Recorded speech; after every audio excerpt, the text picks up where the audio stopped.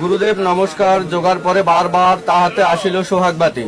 কেউ দেখলো না। মিত্র দ্বারে স্নান করিতে গিয়ে ফেলিলাম জল, জলের উপর করে টলমল।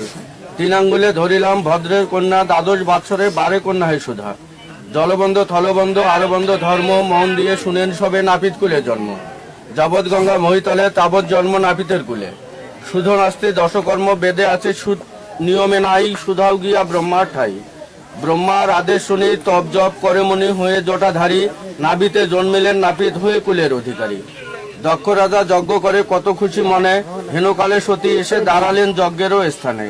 সতীকে দেখিয়া দক্ষরাজ প্রধানবিত হয়ে করিল ভৎসনা শিবকে, যাহা আসে মুখে।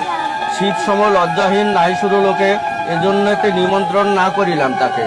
তথাচ আপনি নাহিক আসিয়া, আপন ভাজ্যা করে সজ্জা দিল পাঠাইয়া। অভক্ষণ সিদ্ধিগুলা করে সে ভক্ষণ, সাই